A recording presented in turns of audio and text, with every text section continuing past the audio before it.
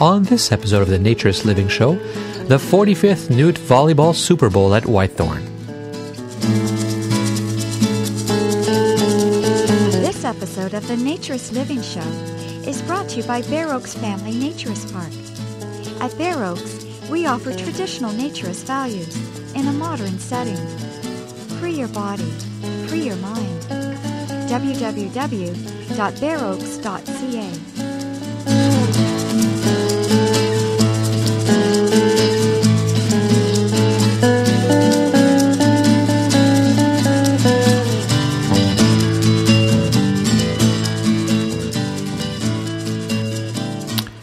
Well, yes, I'm back. It's episode 77, and there hasn't been an episode since May of 2015, and it's now November of 2015. And I apologize to you and to all listeners who have been waiting anxiously. I appreciate all the comments, all the emails, all the concerns, all the support, all the encouragement. Thank you. It's not because things have been going bad, quite the opposite. Everything is very well. I'm just overwhelmed. I've got myself involved in too many things, and these shows take a while to record, and I actually have quite a bit recorded, quite a few ideas to put into shows. It's just the time that it takes to edit and put it all together that's lacking. So I hope to try to catch up a little bit. And I hope to be better in the future, although I'm not sure if I can continue to do monthly episodes going forward. But certainly I don't think I can do monthly episodes in the summer. Last year I got behind as well. Just too many things going on between the park, of course, and my involvement in the various organizations that I volunteer for. And things are going very well at Bear Oaks. It was a very good summer. But as a result of being good, there's been a lot of things going along, a lot of projects and a lot of initiatives and a lot of issues to be dealt with as well. It's surprising, I think it was in August we got a letter from the fire department, and they needed to get a certified letter that our bridge, which goes over a little river called the Black River, was able to hold the weight of the fire trucks that go over it. Now, if you looked underneath that bridge, you would know pretty intuitively that this bridge is going to take it. I mean, it has many very large I-beams supporting it. But fair enough, I'm sure the government has to have more official documentation. And even though they've been driving over it for 10 years without complaining, perhaps the fact we've gotten bigger and more official means they had to get more formal. So that involved doing some research, finding the engineer, getting quotes, arranging for a meeting, getting the reports, delivering it. Just one little project.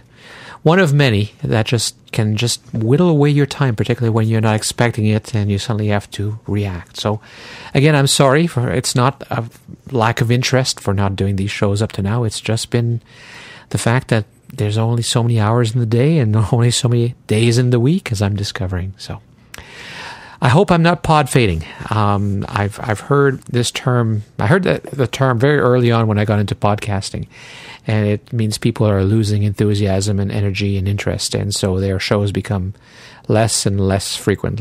They stop altogether, and that's not my plan. And I am interested, and I do want to share with you these things that I see and hear, these people that I meet, and I have many other people that I want to interview. For myself, because I enjoy talking to them, but also because I like to share with the naturist community, and I want to keep being an advocate for ethical naturism.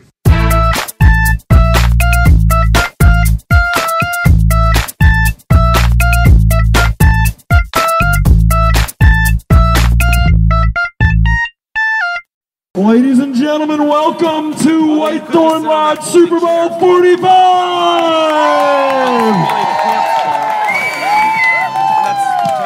We're here for you and you're here for us.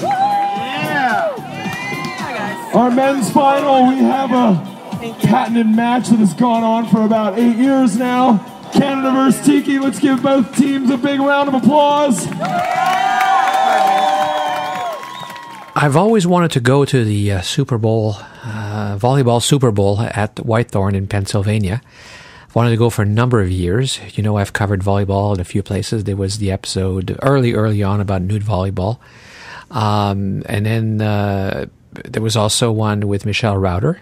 And Michelle joined us this year at Bear Oaks and helped us put together the tournaments. And we keep growing and expanding and evolving them. But I wanted to see how this massive event, that is the Nude Volleyball Superbowl, is being held. And this was the 45th year, and I didn't have any travel to do because it's the weekend after the Labor Day long weekend. It's often still busy at the park, and often I'm traveling for work, whether it's Bear Oaks work or my other work. But this year I was open, so I decided to join Peter Allison and a few others, and we got in a van and drove down to Pennsylvania. It's not too bad. It's about a 5.5 hour drive. If you don't get caught at the border. A little digression, but one of the folks in our van had gotten a bone scan, and when you get a bone scan, they inject you with a radioactive isotope so they can take good imagery of the inside of your bones looking for fractures. And apparently that stays in your body for a little while, and as we drove through the border from Canada to the U.S., lots of detectors seem to go off. Can you imagine that? I mean, that's how sensitive the equipment is. They were able to detect a very small amount of radiation. I mean, these are radioactive isotopes are minute, but they were able to detect that even though she was sitting in the back of the van, and we were driving through, just the booth, like a toll booth kind of set up at the customs border. But that was enough to set off not just our customs agent, but the one next to us, which led to a 1.5 hour, 2 hour delay as they set to scan all of us in our van to make sure we weren't smuggling in nuclear waste or nuclear bombs. So I guess it's good. It's good to know they're checking it out. At any rate, we drove down and we stayed for the weekend. We actually arrived on, well, it should have been on Thursday night, but it was actually very early on Friday morning. And it was beautiful on Friday. The weekend itself, unfortunately, was cold and rainy, which is possibly why there weren't as many people there this year as there have been other years. But there were still 994 people there for the 45th Nude Volleyball Superbowl, which meant about 60 teams. And it was incredible. I mean, it's incredible just because the sheer scale. Very few events, well, naturist events, but events in general are that big.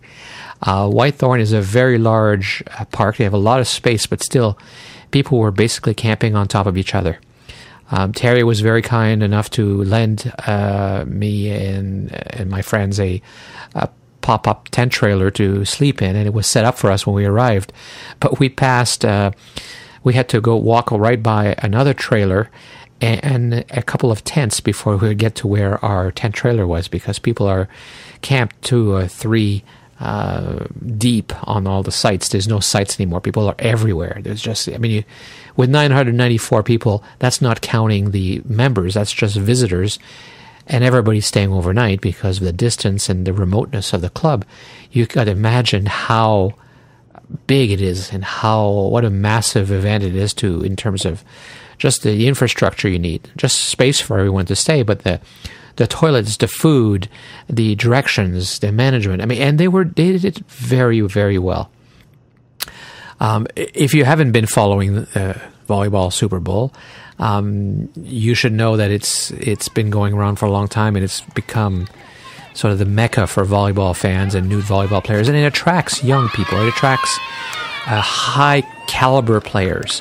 I mean, in a way, some of what you experience at Volleyball Superbowl at White Thorn is like the caricature of what naturism is, the fantasy that it is supposed to be in some people's mind, because there are lots of very,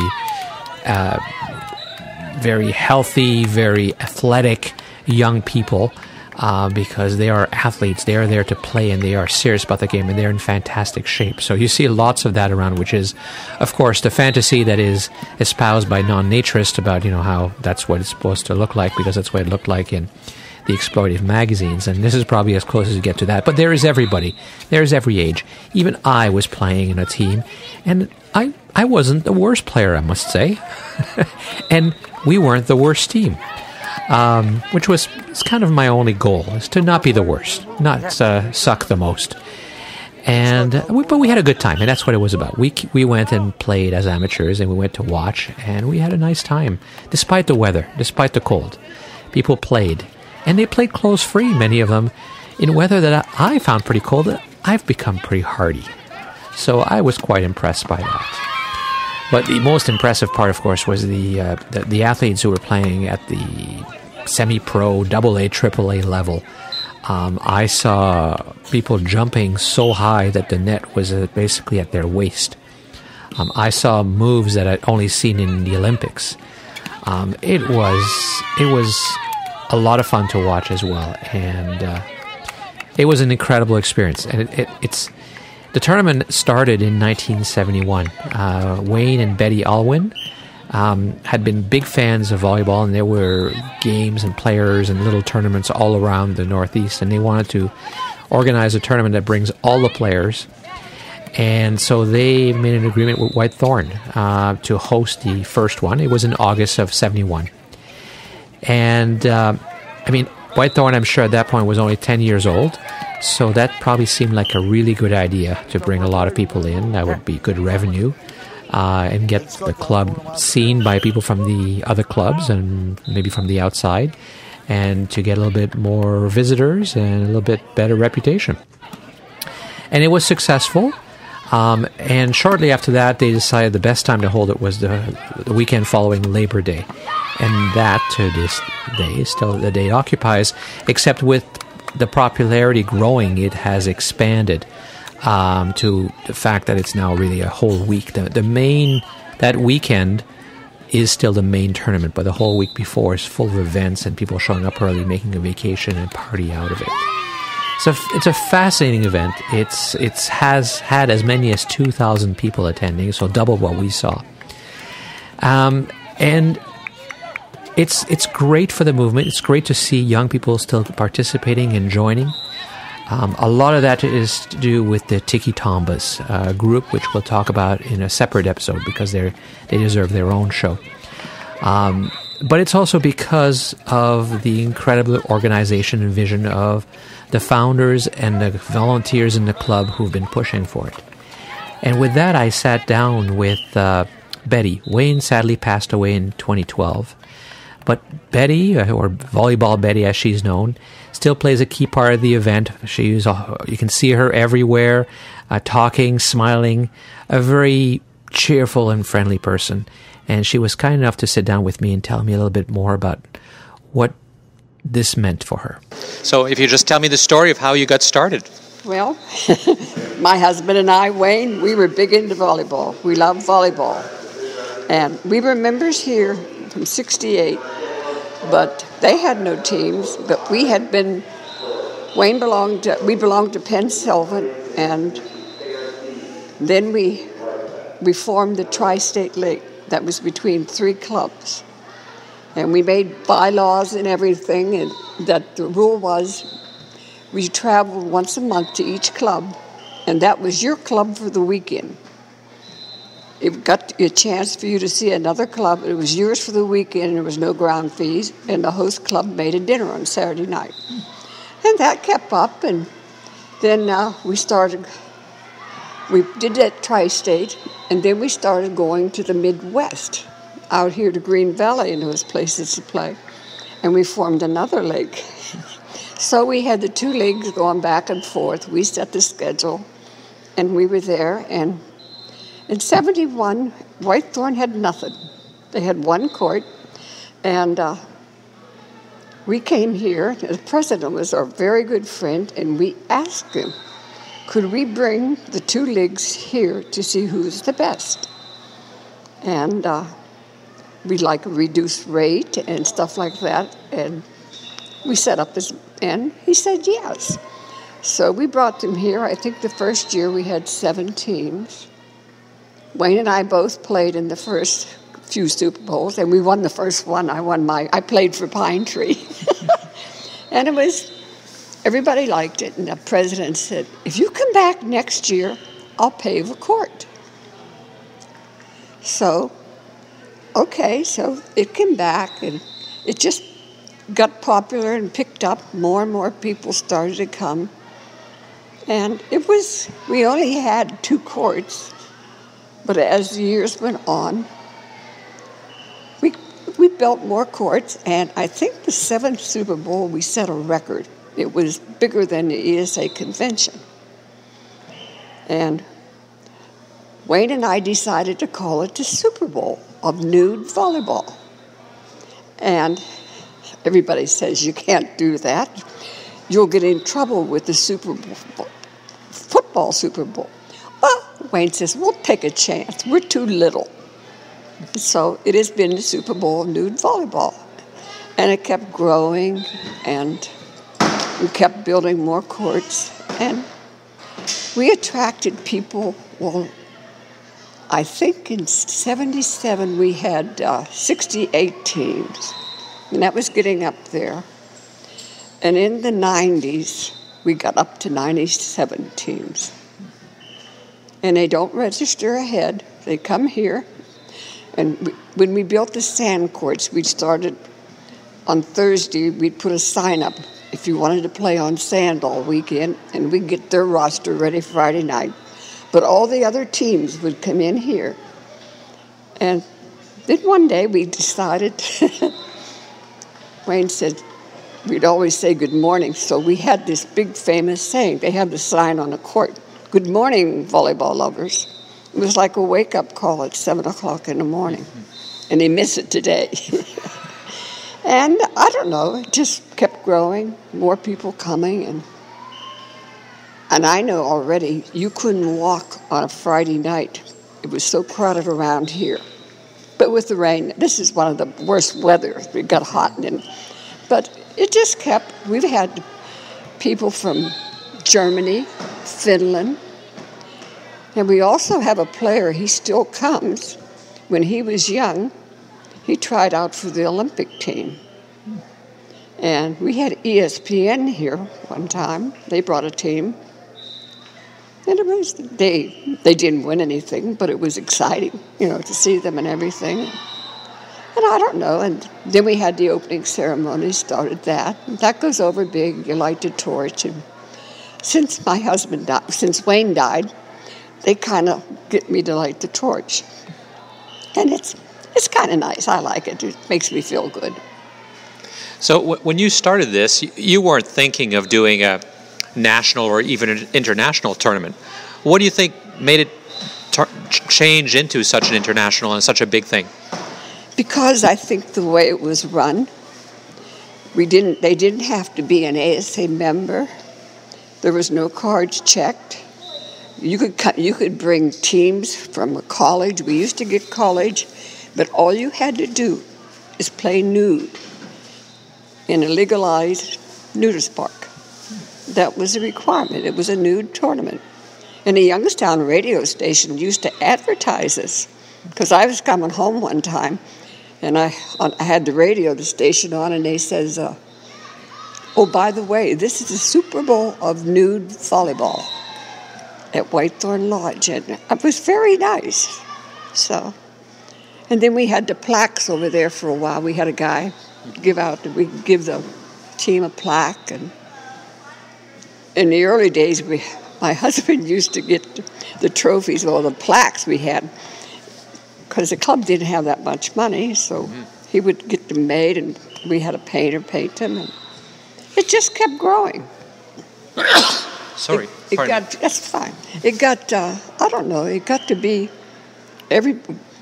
we had the first 2 before Labor Day, the last week of August, because we were afraid after Labor Day, the kids are in school, but we decided to take a chance, and it paid off. Everybody, and they set their schedule. We don't dare change the date, because people set their schedule from one year to another.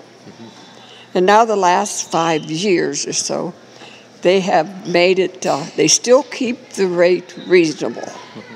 and there's no overnight fee. And it's first come, first served, but it's got to be now. Every little area has their own, they know where they're going, and they have their own little section, which makes it nice. And then they started doing the 3s and 4s, and now they have a 10-day pass. You can come in for $175 a person, and that's till Monday at noon. You can come the Friday before Labor Day, and it's pretty good. And we got excellent volleyball, and then we decided after about After about the 12th Super Bowl, we decided we'd like to get paid referees. So we had a friend that refereed in the Youngstown area, and we hired him, and he would bring so many referees. And that would keep the game going, and everybody plays on one team. And it's quite challenging to go around and take care of everything and watch everybody. But I'm good at that. You are. So, did you, in the 70s and in 1980s, it was normal, everybody expected to have an ASA card to get into a club. Did you have any troubles from the ASA or from White Thorn because you were not requiring the card for the tournament? No, we worked that out, and the ASA never got involved. We did not allow cameras because we got people from outside playing. This is the only time they came in and played nude, was when they came to the Super Bowl. And we would get college teams from the different areas, Slippery Rock and all these places around here. And we wanted to protect them, so no cameras, no pictures. So Anna did not recognize us because we had those stipulations, but we were for the people. That's good. Did you ever get in trouble with the Super Bowl people? No. Never got a letter or anything? No, we're too little. That's what Wayne said. No, we never got a problem. And their Super Bowl is 50th year this year. Mm-hmm. And we started 5 years after them. So you're almost as old as the football Super Bowl. Right, we're 45 years. And so what do you think the future is? Well, if we keep working and doing the right things, I don't want the club to get greedy. We got some young ideas. They're trying to bring too much in. And, I mean, let's do what we can do and keep the people happy because it's challenging out there. People are losing their jobs. I mean, the economy cut us back a little bit, but people find time to come. And I think the club will keep their... Wayne and I used to set the fees all the time. But then the club, the board thought they should do it. And I says, well, if you keep it, keep it within range, I'll go along with that. And we did little things like the one year the fee was $18 a person to get in. So I went to the bank and got a bunch of $2 bills. And that was their change, and that gave us an idea what they spend in the area. Right. Oh, yeah. And, of course, everybody drinks when they come in here. And the state store, the liquor store over in this little town, Chippewa, I used to take flyers over there for them, and they would put them up because the flyers were decent and stuff. And one time they came out and they wanted to buy shirts. And that week of Super Bowl, they would wear the Super Bowl shirts. And they said that was their biggest week in sales. And the local people seemed to treat us good and everything. We had people that let the batteries go dead, and we had these local people come in, and they didn't gouge them or anything. They were reasonable in price. And the fire company comes in, we have them. Did you make any mistakes? Did anything you did wrong that you didn't work because of it for whatever reason? Well, in the early years, if they were lost on Saturday, they were done. But then we got to thinking, it's a learning experience. And we thought, nobody can be eliminated on Saturday. So we didn't, you know. Everybody play on one team, and it works out good. You have to have a certain number, and the people are very cooperative. Good. You get into very few difficulties. And what advice would you give to other people who want to organize volleyball tournaments around the world? Well, it pays to advertise. My husband and I used to go out. The club would give us a few bucks for gas. And we would travel all around to the different, they weren't necessarily nudist clubs, because we sent letters, we sent flyers out. We put it in the bulletin. We advertised. And it was very good. Now we get the regular ones that know about it. And But we would go, we went one time to Omaha, Nebraska. They were having an outdoor tournament. They had all these temporary courts set up, and we went in and passed out flyers. And, I mean, we were well received, because, and if you keep a good tournament, run it, use your rules, treat everybody nice, don't hold your temper. I mean, I see people, sometimes they're in charge, you have to, I mean, people are people. If they do something, explain it to them that's wrong, and you know, because they don't like this and don't like that. And if somebody, they have to play on Saturday to play Sunday. There's no only Sunday players. And it's, of course, rules are guidelines, and that's what Wayne and I used. That was one thing that we did, because if somebody had a death in a family, they had to go to a funeral or something, we made provisions for that. Mm-hmm. There's little things like that you have to make provisions. Mm-hmm. And you know what to do when the time happens, like somebody gets hurt and they're in the game, but they got to play with 6. Mm-hmm. So what do? Well, is there somebody here that hasn't played? Then they can play, but just to keep harmony. And it seemed to work for us. I thought we tried to do a good job. We made,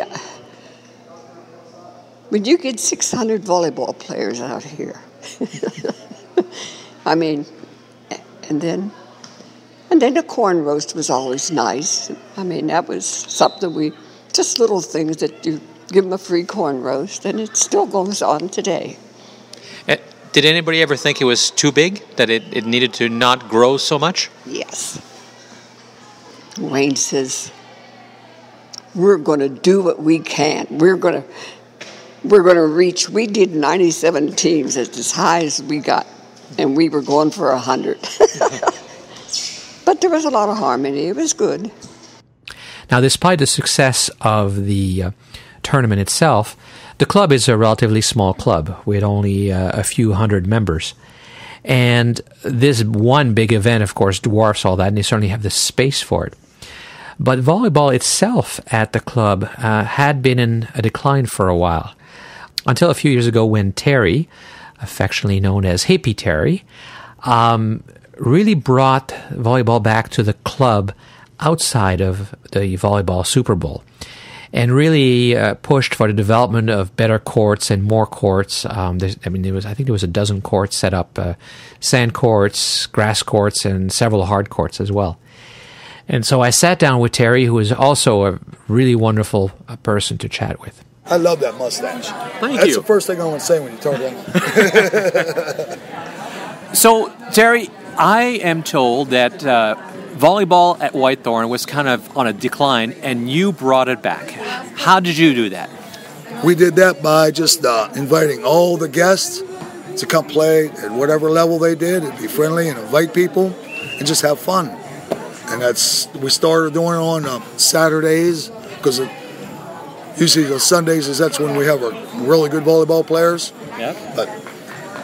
And then you get all these visitors and they start feeling welcome playing volleyball with us, because we're not, we didn't used to be that good, but we are now. And it just grew from there. It started out just everybody having fun, and then our play started getting really better, and then we started going to tournaments all around the country and advertise our camp and our team. So, I mean, the big tournament, like the White Thorn Superbowl, that never really stopped. But in the club itself, there was a decline. Why do you think that was? Because this was always the heart of nudist volleyball. Because there was too many good volleyball players, and people felt a little apprehensive to play against them. So once we started, they'd be playing over here, and then we'd say, okay, we'll bring you, we'll play down here. And then there was a couple weekends where, okay, all the players would leave up there and go play with us because we're having more fun. That's, So how did you make it more fun? How did you make people feel okay about playing? Just, we still play by the rules and everything and learning, but just... Does anybody have an ink pen? No, sorry, we don't. But just inviting everyone to play and making them feel comfortable. And just having a good time. No drama. No drama. However you say it. Yeah. And it just started with my buddy Farmer Rick and I, because people, the good players, they'd look at us like, you're not playing with us. So we'd pick up our own teams and just start playing. So we had teams of our own. And like I said, they'd be up here on the hard court with just 3 people, nobody to play against, because they're all coming down playing with us because we're more fun. I think that's a problem in the entire naturist nudist world, is that, it used to be volleyball was big everywhere, but now it's declining. I believe we're bringing it back here. We have, even on our off weekends, we have all the courts filled, sand courts, and hard courts, 2 hard courts. And then we built the extra sand court just to, after this, it just got done Labor Day, but after this year, we're going to lower the net, make it a ladies' net, and we need more ladies to get involved in playing, because they love it out. They love playing the volleyball, and we'd like to get our children involved also. That's why we'd like to lower the net and make it a little bit more lady and child friendly. Do you get kids involved even when they were little, like 7 or 8 years old? Yes. Both of my grandsons come out every weekend. They don't play yet, but they're very interested. But there's children that grew up here, and Little T and Kenny.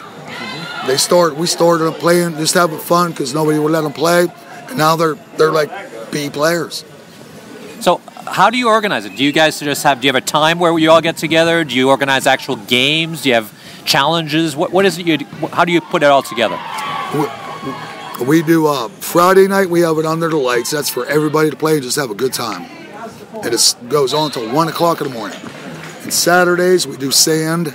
That's for everybody also, just to come and have a good time. And just people know, it's like we start setting up around 11 o'clock and everybody just gathers around and the music goes on and the volleyball starts, and that's just goes from there usually till dark. And then turn the lights on and it goes after dark. Yeah, you've got some very impressive lights on those courts.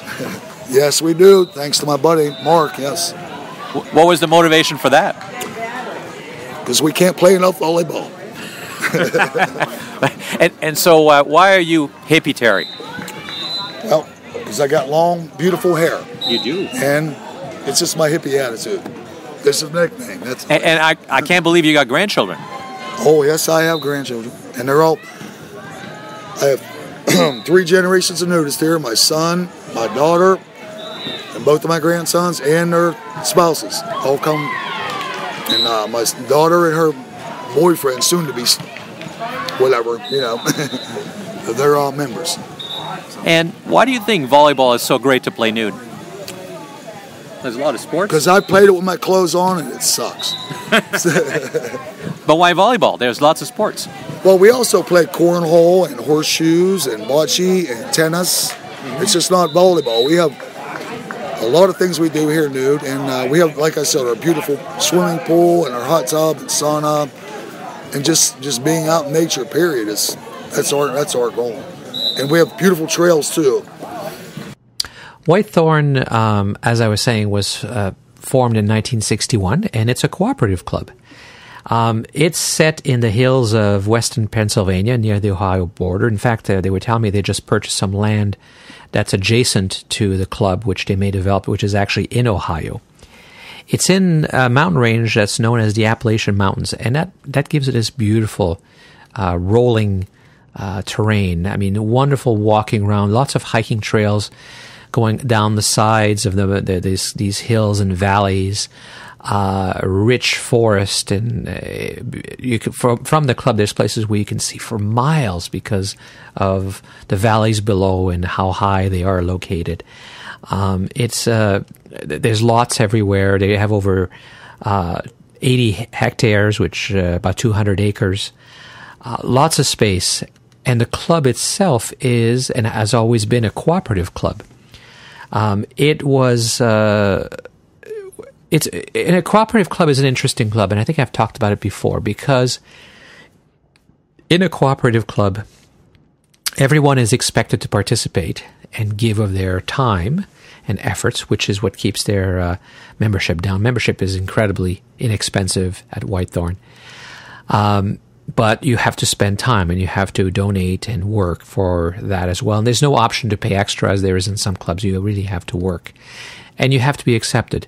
And the cooperative nature means also that everyone has to agree.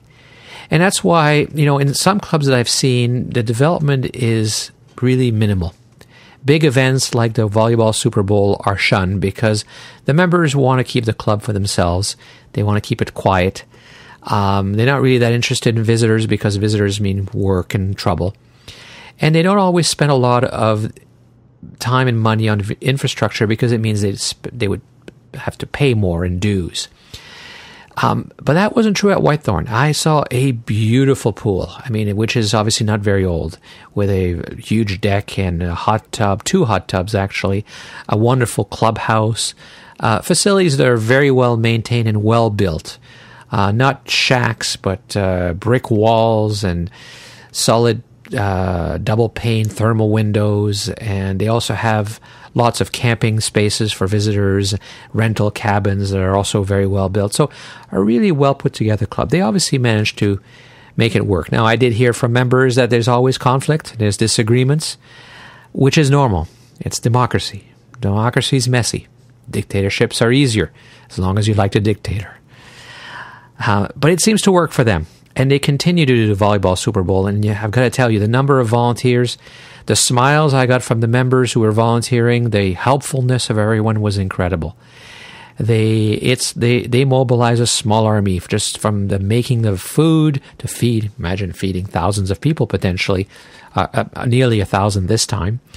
The cleaning that has to happen all the time, consistently all the time, not because people are messy, but because you just can't have 1,000 people showering and using toilets without a mess happening. And those White Thorn members, they're driving people around. They're always there. Many of them, I'm sure, earn all of their hours and then some just volunteering for this weekend. But I wanted to know a little bit more about the origins of the club itself and where it came from. So I was privileged to sit down with Tex, Tex is the widowed husband of Kay, who was one of the original founders of White Thorn Lodge. And he now is at the property. He has the old cabin that Kay had that was the administrative center for a long time for White Thorn. And it was wonderful to sit down with Tex and hear about the club and where it came from and why it's so special to him. I'm L.B. Tex Reuter. My home club is Sunsport Gardens in Florida, but I spend the summers at White Thorn Lodge. And I've been doing that since 1983. I was fortunate enough to meet a young lady, she was 81 at the time, named Kay Mathesius. She was one of the original founders of White Thorn Lodge. She always said, just call me Kay. And She was a naturist, a true naturist. She always went barefooted, even out on the hot pavement. She could still walk barefooted. And she was responsible for many of the nature trails that are here in West Palm, or in White Thorn. I first met her as a guest back in '83, and you rang the cowbell out by the front gate, and there was a barn gate that you opened, and she used this back room as the office for White Thorn Lodge and also for the Eastern Sunbathing Association.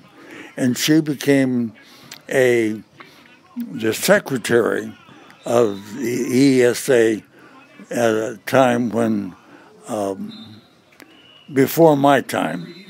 But she has seen this place grow from the beginnings when it was what we really called a strip mine at a nudist club.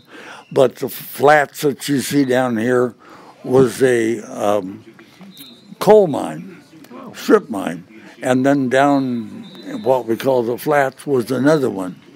And there was an old farmhouse that sat over here, and we had a wooden hot tub that looked like a oversized barrel with the top cut off. But there was a pulse, there was a heartbeat from those 5 original founders and participants that still beats today, 50-some years later. And I think we can give them a lot of credit for what you see today with all the improvements that we have. So White Thorn's always been a cooperative, member-owned club, is that Yes, right? It was. It started out as a cooperative, and we've kept it as a cooperative. Our payroll is 0, and that's a fine thing. Of course, we hire people to build swimming pools and pave roads and things like that. But as far as the beautiful flowers and the maintenance, the lawns and the courts are all taken care of by the members here. We have about 300 and some members, and they all seem to do a little, some do a lot more than others, of course. And what happens if some, say, are too busy and don't want to do anything?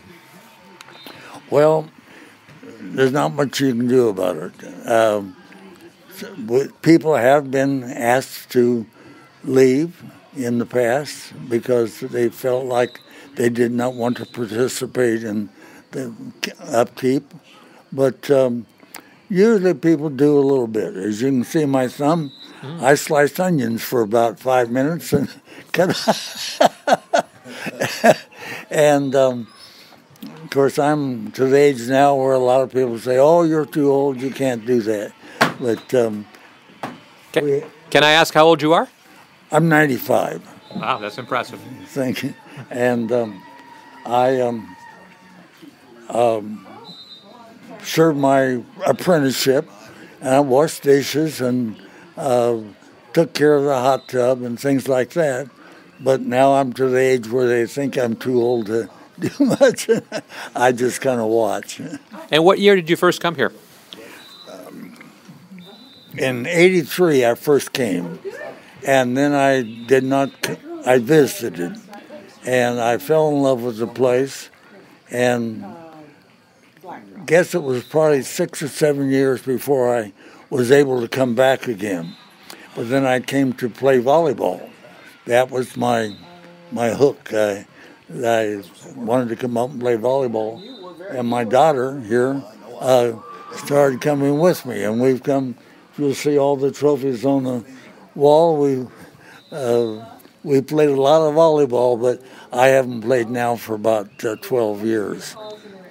And the 45 years now of the White Thorn Superbowl volleyball, has that always been popular with the members? Yes, it has. It started out as the Tri-County or tri-state, and they had about 6 teams, and they didn't think that it would ever grow to be the world's largest nude volleyball tournament in the world. And it has been. At one time we had as high as 95, 96 teams here. What do you think the future of White Thorn is? I think it's bright. When you have a cooperative, everyone thinks that, and in actuality are part owners, and they all want to have their say, and sometimes divergent. And but all in all, I think it's bright. I would guess that if I were to live to be 145, another 50 years, I might find the same Super Bowl on the week after Labor Day. I think it's got a long life. So as you heard, Tex also is a resident or visitor to Sunsport and Morley Schloss, who he knows very well. You've heard my interviews with Morley Schloss in the past. I have visited Sunsport, which last winter as well, and I'll tell you more about that in an upcoming episode. But I find it interesting that there's these connections, the clubs I like and the people I meet that I seem to get along with and where the philosophies are similar. There's connections, and there certainly was here.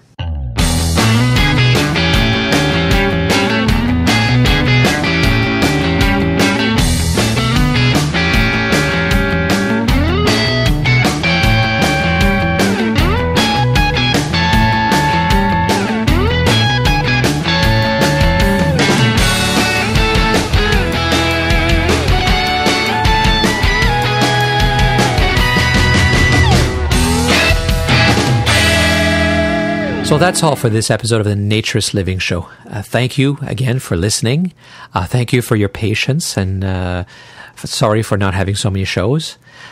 My name is Stéphane Deschênes, and I'm your host for this podcast and the owner of Bear Oaks Family Naturist Park. You can find links to all the items I mentioned in the show notes. It's on the website, which is at naturistliving, one word, .Bear Oaks, that's B-A-R-E, of course, bearoaks.ca. And please keep sending your comments and your suggestions. I really appreciate getting them. I appreciate all the support over the last 8 months or so that you've been waiting for the next show. The show's email address, though, is still naturistliving@bearoaks.ca. Again, that's B-A-R-E, bearoaks.ca, because we are in Canada. You can also call and leave a comment. Take as many tries as you like, and you can even delete it if you're not happy. I can't promise I'll use it, but I will definitely listen to it just as I read all of the emails you send. The show's phone number is 905-473-6060.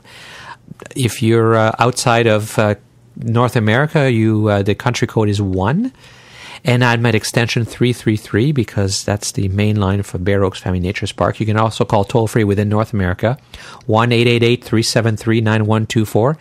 Again, extension 333 for the show. And you can also use Skype. If you use Skype, the Skype name for Bear Oaks is Bear Oaks. That puts you back into the phone system. So then, again, you dial extension 333. Join us again, probably only in a week or two, for the next episode of the Naturist Living Show, because I'm going to catch up and I have several more to do. This episode of the Naturist Living Show was brought to you by Bear Oaks Family Naturist Park. Traditional naturist values in a modern setting. Traditional values means that naturism is more than just taking your clothes off. It is a life philosophy with physical, psychological, environmental, social, and moral benefits. Bear Oaks Family Naturist Park strives to promote those naturist values in a modern setting that provides the amenities and services that our members and visitors expect. Free your body, free your mind. Learn more at www.bearoaks.ca.